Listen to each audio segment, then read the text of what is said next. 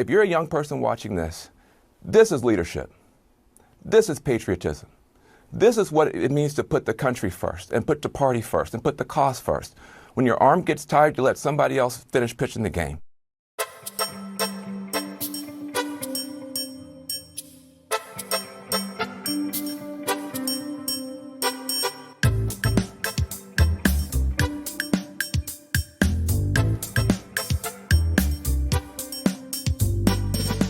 Hey, everybody. Welcome to a special episode of the Can We Please Talk podcast. As always, I'm Mike Leon. And aged at 45, but not retiring from this podcast, I'm Nick Saveri. That is good to know. See, I'm Mike Leon. I approve this message. On the program today, and there's only one thing we can talk about. There's only one reason why Nick and I get out of bed to record an episode when we just did a special episode on Friday. It's because Joseph Robinette Biden, the current 46th president of the United States, has decided to step aside. We all were watching earlier today. If you don't know any of this, if I'm breaking news to you, where have you been? Welcome, good morning from your coma. But this is how it all sounded across the outlets.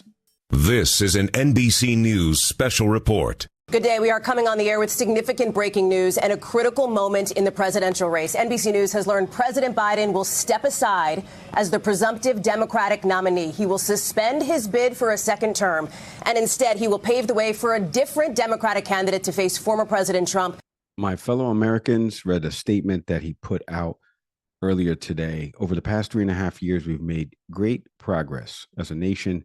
Today, America has the strongest economy in the world. We've made historic investments in rebuilding our nation, in lowering prescription drug costs for seniors, expanding affordable health care to a record number, of Americans. We've provided critically needed care to 1 million veterans exposed to toxin substances, passed the first gun safety law in 30 years, appointed the first African-American woman to the Supreme Court. We passed the most significant climate legislation in the history of the world. America has never been better positioned to lead than we are today. I know none of this could have been done without you, the American people.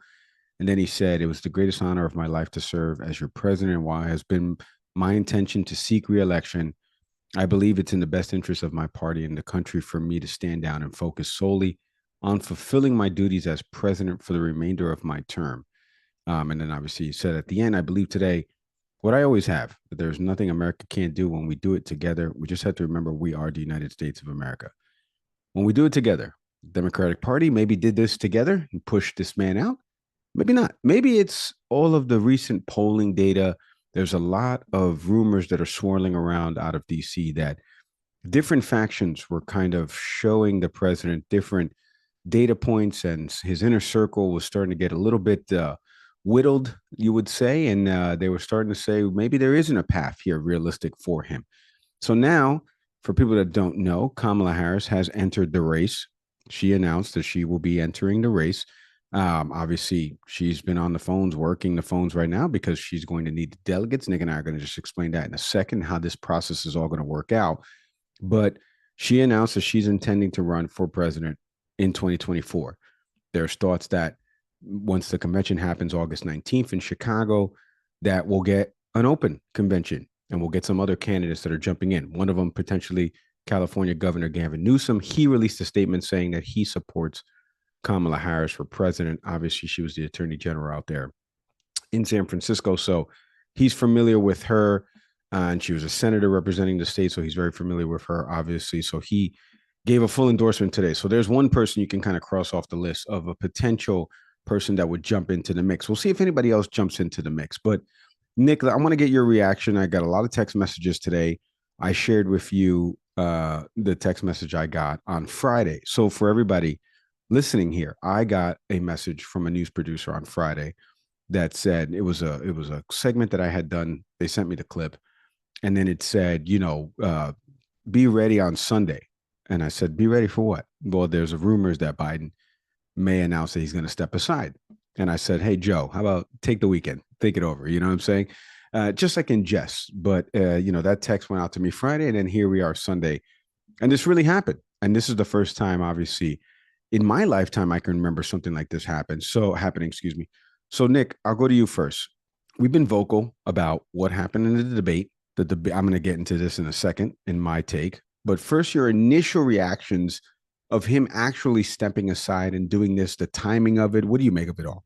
Yeah, I was out shopping at Home Depot when you texted me, with that update, and then I'm like already checking news sources. I'm not seeing anything yet, but this is what Mike Leon does. My partner breaks news, but I was numb. I'm in the middle of a store just watching people shopping and doing their thing, and I'm just in a different place at that point. I'm just looking around like, do you all realize what just happened? We've been transported to March of 1968, and Lyndon Johnson's not going to run for a second term.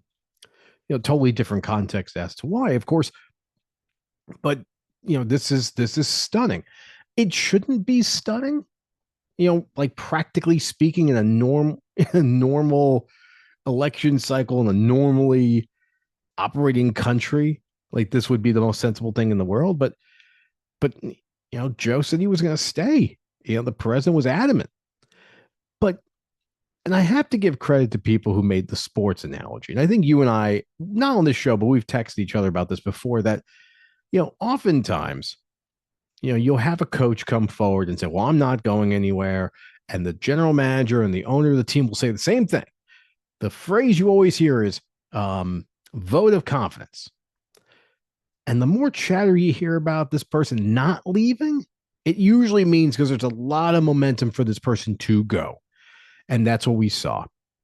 One of the most telling pieces of information we found in the last couple of weeks since the debate that Biden performed so badly at was the amount of donors that were just disappearing, big donors that were telling the party, we can't back this. About as of, and this is just a tweet from Matt McDermott. I don't know who he is, but as of 9:30 p.m. Tonight, Act Blue, which is individual donations, right? It's not like the big money donations. These are individual donations that the average person like you and me would do, right? Has already amassed $50 million in donations from the moment that Biden said he was not going to run not seeking a second term. It's $50 million. And you and I texted around 2:00. So right now it's about 8 hours we're talking about. That's a lot of money from individual donors, regardless of where people are with the vice president, which of course the president's going to have to side behind. Like it's a no-brainer. So I went through this interesting cycle of being surprised, grateful, because this was a very patriotic thing to do, that Joe Biden did, to energized. Yes, everyone knows on this show I tend to be the more vocal about my political affiliation, and I vote Democrat. This is true. And as a Democrat today, you had to be really galvanized by the fact that what we've been complaining about. Well, actually, as I say, let me take a quick victory lap here for John Fetterman if you're listening to this show. And if you are, you should come on. Fetterman, when we had this conversation, you and I, after the debate, you played that clip about, Senator Fetterman talking about like, well, people want Biden out, they're just going to be whatever. And like, it was just a complaint and basically saying people who want Biden out should shut up, including folks like myself. How you like me now, John? How you like me now? More vocal support for Joe Biden to step down is what we've seen for the last couple of weeks. All that being said, it's always the money. The party had seen it coming. And then you've got party leaders like Nancy Pelosi, Senate Majority Leader Chuck Schumer, folks who privately have had conversations about this. And now even, we don't know. Now, obviously, from a health standpoint, we know that President Biden is in Delaware. He has secluded himself because he's dealing with COVID. And as an 80-year-old man, like, that's scary. Senior citizens got hit the worst with the coronavirus. So, first and foremost, my thought is hopefully that the president recovers.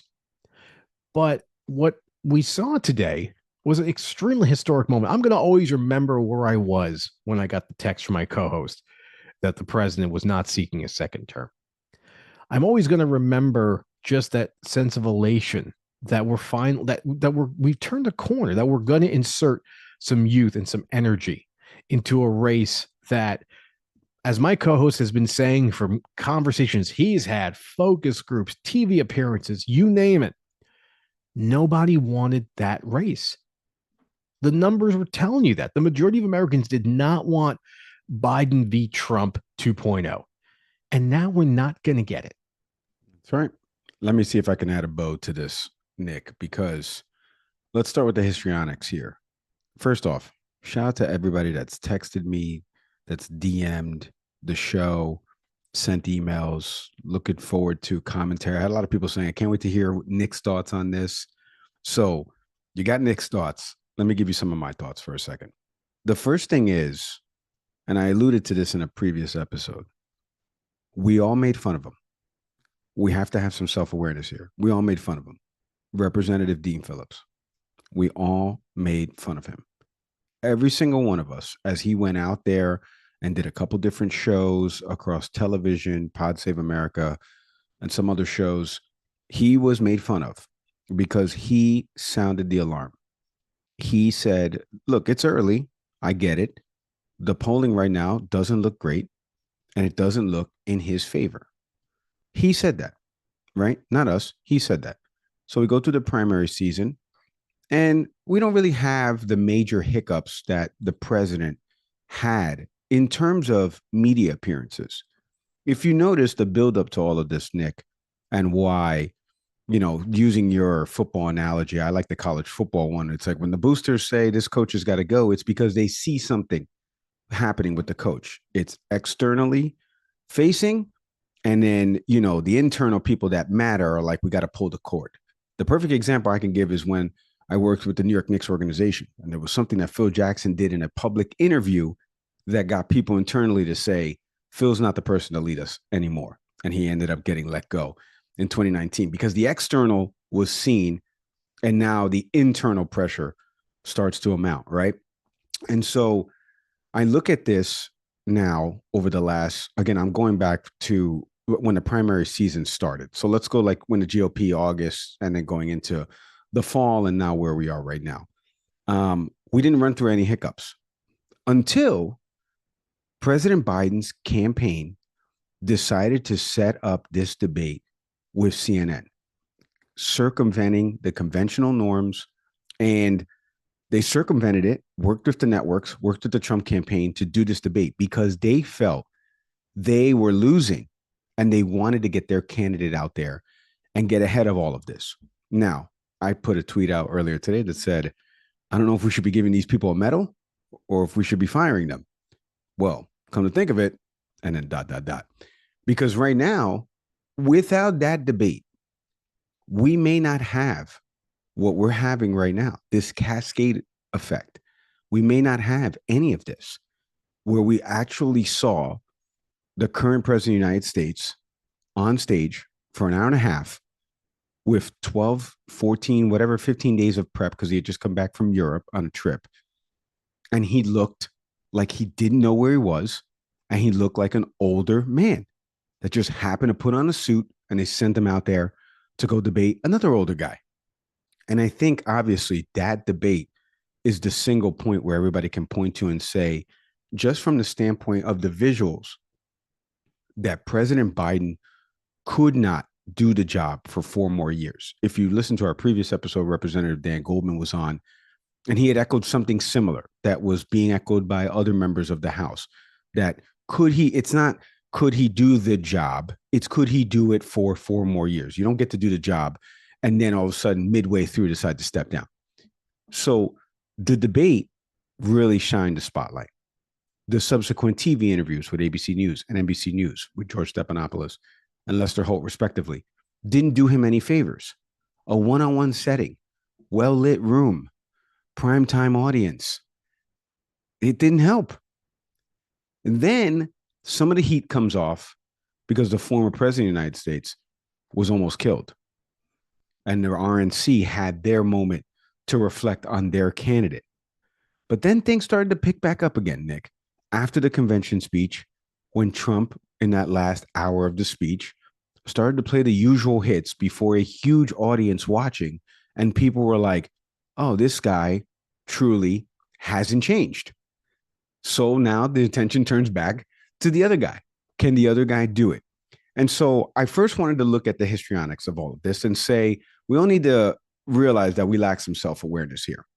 I want to point people to an interview. This was an interview that President Biden did, I want to say 3.5 years ago. And he did it with Nora O'Donnell. And he was interviewed, it was on CBS News. Okay, so he does this interview. And if you just, I want you to listen to the clip here for a second, Nick, because this was 3.5 going on 4 years ago of what President Biden sounded like and looked like on national television before an audience. Take a listen to this. Nobody making less than $400,000 will pay a penny more in tax under my proposal. That's a promise. That's a guarantee, a promise. I give you my word as a Biden. That's an absolute guarantee. And you think it's a good idea to raise taxes when the economy's in dire straits? Depending who you're raising them on. Look, if you're raising somebody who's making $1 billion a year, it's not a problem if they pay 39.6%, which everybody should pay, raise another $90 billion. That's a guy getting the figure correct. That's a guy doing an analysis of what the tax would look like. That's a guy who sounded like he was all there. And then June 27th happened, and we saw a guy pivoting mid-sentence. It's not wrong to call out, or it's not mean to call it out. We get that there are people out there in the sphere that are profiting off of, saying things like this about the declining health, cognitive decline. We've all heard the terminology, right?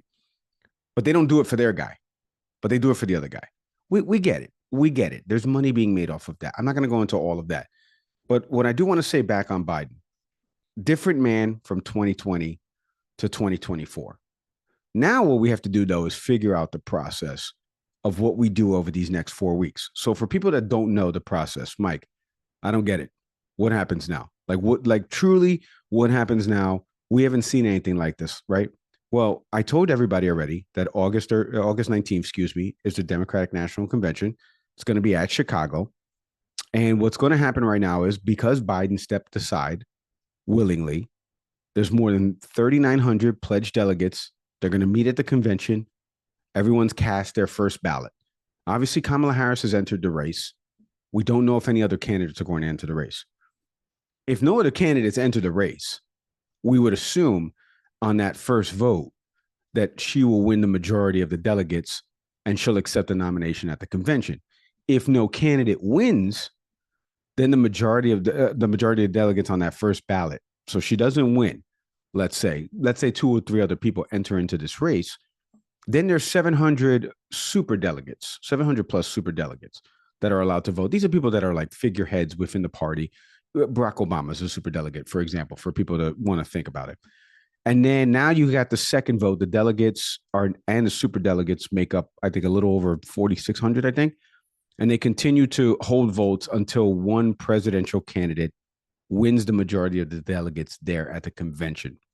So it's going to be a little bit of a different process, right? RNC obviously did 100 plus speakers, and obviously everybody doing the roll call of the voting and stuff like that because they knew who they were going to vote for already, right? And then the vice presidential candidate speaks Wednesday, presidential candidate speaks Thursday. The DNC is going to be a little bit different, and we're all going to be waiting to see who Kamala Harris picks for her VP pick, because it's going to be huge, because the party truly wants to get a little bit younger here, right?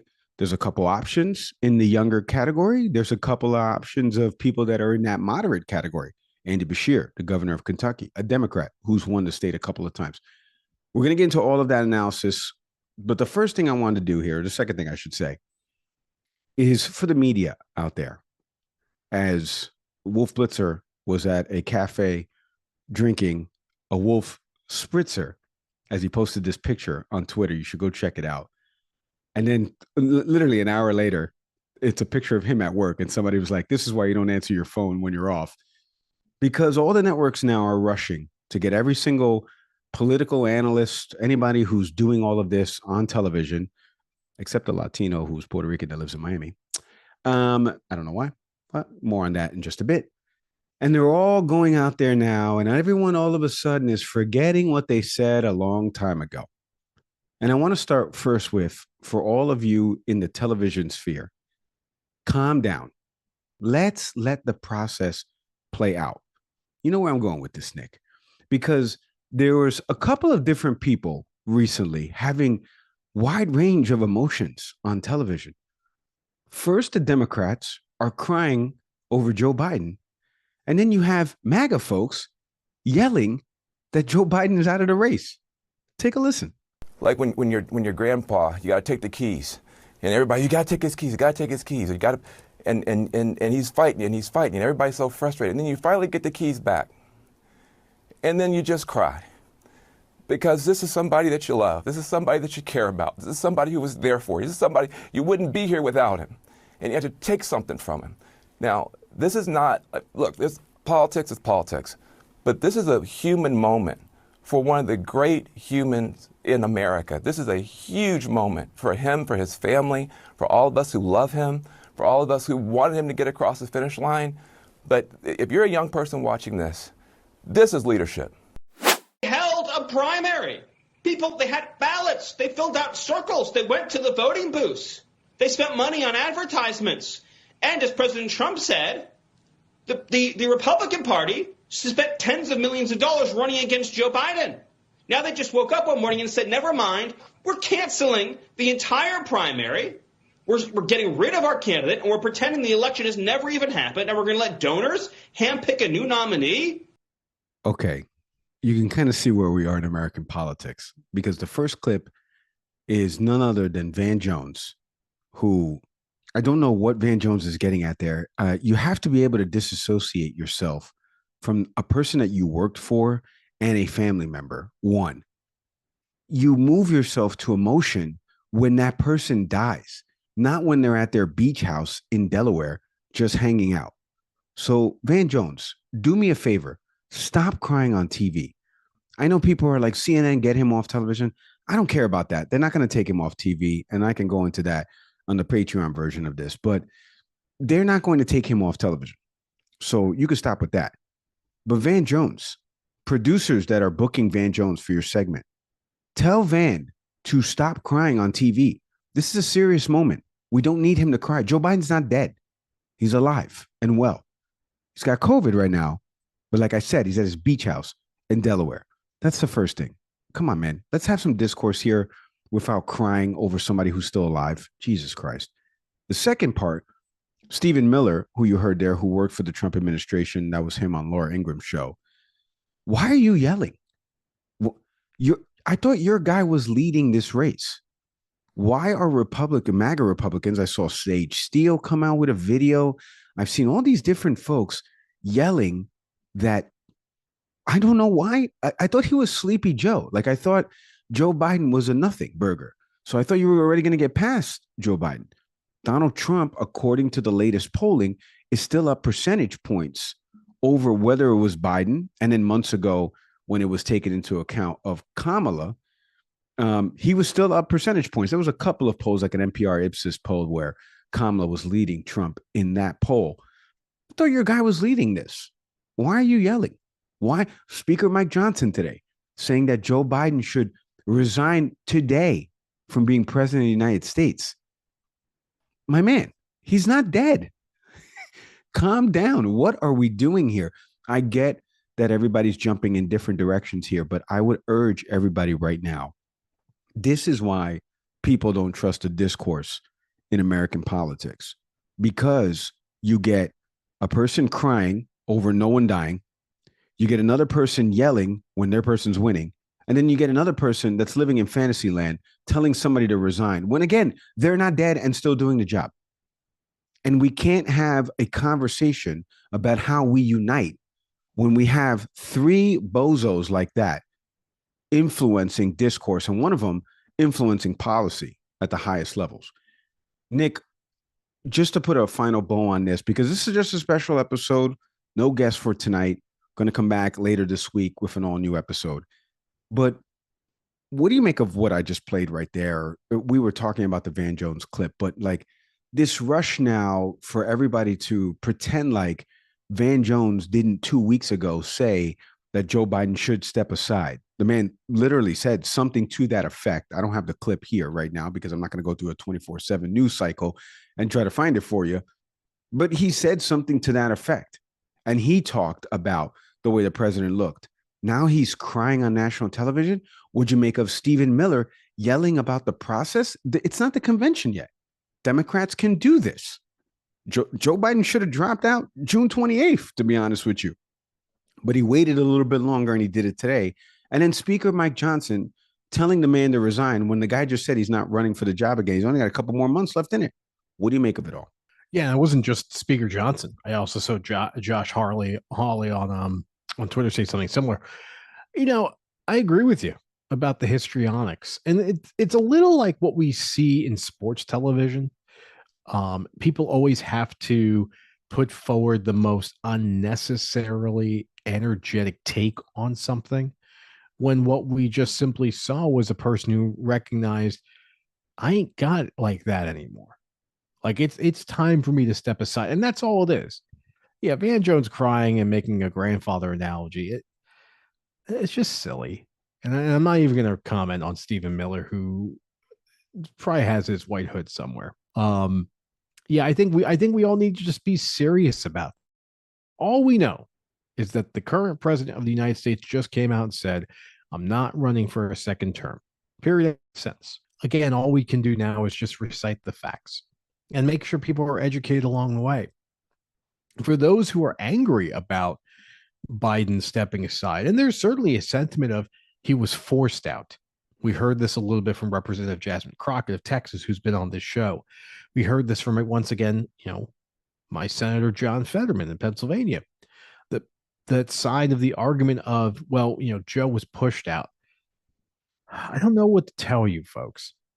A man is sitting there with COVID. Biden recently said that he was excited to get back on the campaign. Actually, let me stop right there. I said excited. That's not true. He simply said he was going to be on the campaign trail. That's all we know. He was going to get back on the campaign trail. Now, here he is with COVID. He's home. He's going to be bedridden. He's going to go through the whole thing. And he's 80. It weighs a lot. And I don't know who's been in his ear lately to tell him maybe it's time to rethink this strategy. But something has clearly happened. And he's made a decision. And, again, I'm certainly happy about it. I think the United States of America today seems to be awfully happy about it in general. But I think what you're going to see on cable television the next few days is just going to be, it's going to be the circus all over again. It's been a relatively quiet post debate. It's been relatively quiet. We saw the Trump numbers get a bump. And then on Thursday night, we see Trump make a fool of himself. When Hulk Hogan has a more coherent speech than you do, you're in trouble. There's no other way to say it. So suddenly that lead kind of thins a little bit. And now obviously, Vice President Harris gets a bit of a bump. And all this week, what we're going to hear, my phone, like Mike's phone, will probably start ringing off the hook with pollsters who want to know what we think about this, is just initial polling and just what's going on. And the thing to follow is that in the next month, the DNC has its convention. And as I said before, follow the money. Let's see where the donors are. We know where the individual donors are per that Act Blue data, but where the big money comes from, are they all going to rally behind the vice president? I don't know. But yeah, I'm not taking out tissues for Joe Biden being a sensible person. We leave it there. Like I said, this was a quick reflection period for Nick and I, just because of all the breaking news that happened earlier today as I'm trying to take a nap. All of these text messages, as Joe Biden was probably taking a nap, to be honest with you, because Speaking of sounding old, I'm taking a nap. I mean, Joe, come on, man. You could have made it till Monday. But like I said, Joe Biden has decided to step aside. We're going to get more analysis during the coming episodes. We're even going to talk to somebody who's running for the highest office in the land from a different party in the coming weeks. So stay tuned for that episode. Video portions of our episodes always live on YouTube. Head over to our YouTube channel, type in Can We Please Talk Podcast. We should pop right up. Please do me a favor while you're there, subscribe. Audio podcast platforms you know by now, Apple, Spotify, Google. Shout out to everybody who listens to us on Good Pods. Shout out to Acast, our hosting platform. We can't do without them. And we can't do without each and every one of you that listens to this program. Let's take a second to relax. Let the process play out. As always, I'm Mike Leon. Not here for the histrionics. I'm Nick Saveri.